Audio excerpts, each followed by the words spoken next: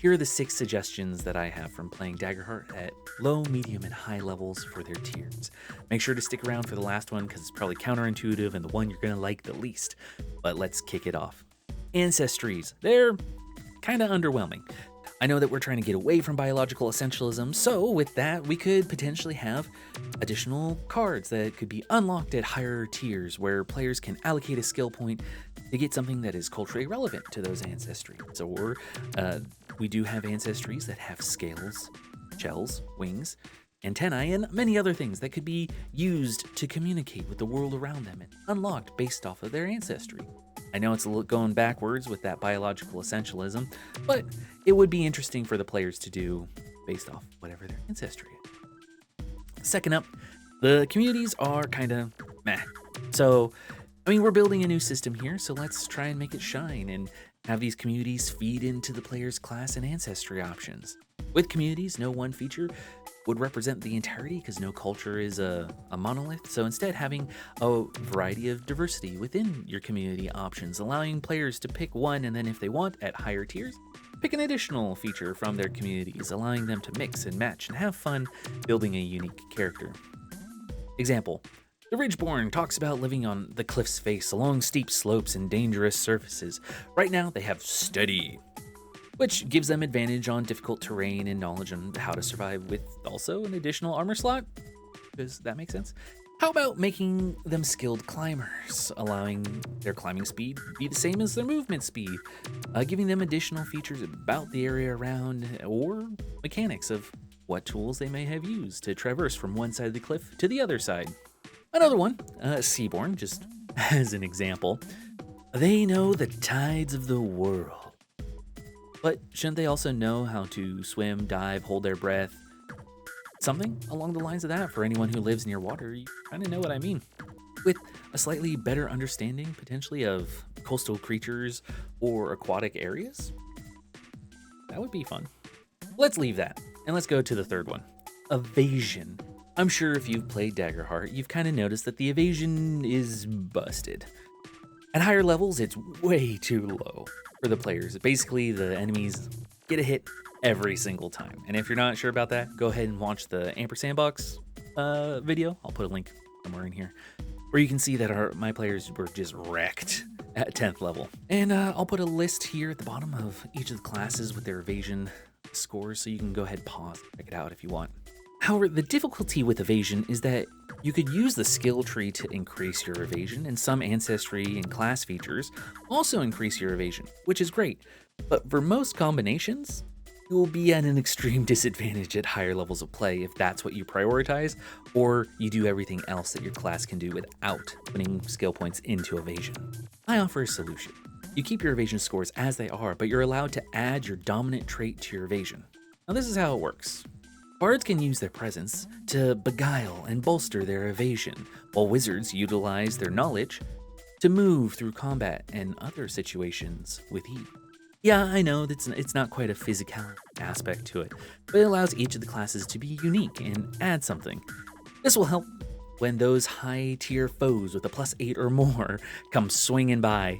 They'll actually have to sweat to hit your players or find a way to get advantage. An advantage later too. Next up, number 4 is the skill tree, or is it a railroad? It kind of uncertain here because each class has the exact same skill tree, which I understand it's not the focus of the gameplay and it's supposed to be the cards, but it kind of feels like an oversight at this moment. Each class is really just the sum of the cards and skills, while the skill tree could just be put in like the level up section and left out of the class options. I would offer changing the skill tree to match the characters. Some allow for higher stress while others allow for more hit points, and maybe 1 or 2 who are useless without hope can gain an additional hope slot as part of their skill tree, or as an option within it. I know that there's a lot of work still to be done on this product, but having the skill tree reflect the resources each class needs and how best to enhance them would feel like they're designed for the class and not just mechanics that kind of help with some level of play.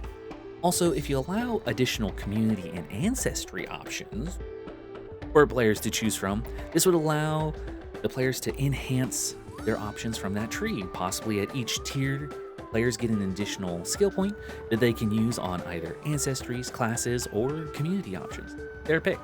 Number 5, make damage thresholds simpler. Instead of having 3 separate independent damage thresholds, we can make it simpler. How this works, and I'll put a chart here, is that you have 1 damage threshold. How this works is every time, let's say the bard takes a multiple of 3 damage, they take that number of hit points.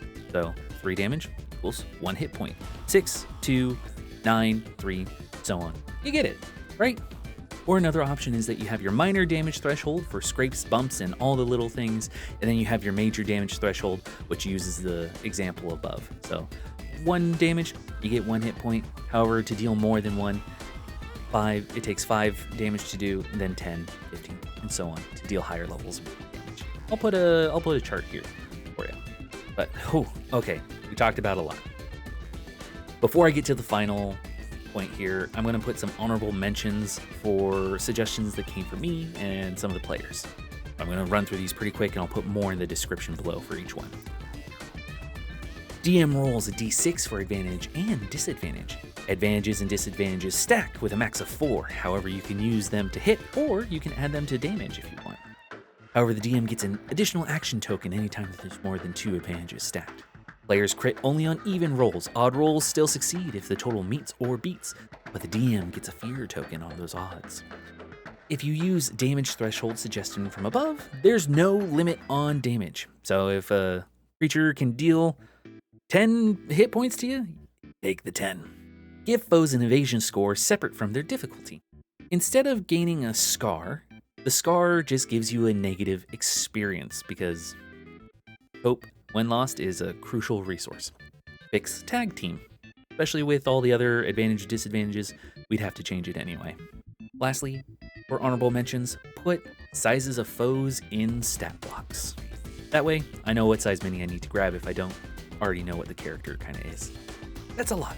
Okay, for the last one. Again, some of you are going to hate it, some of you might like it, but for me, this is what I thought.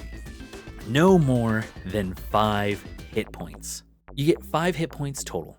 At higher level, combat becomes kind of a slog. A damage threshold allow enemies to deal massive amounts of damage, but when it's currently just capped from 1 to 3 hit points, it takes forever if you have 10.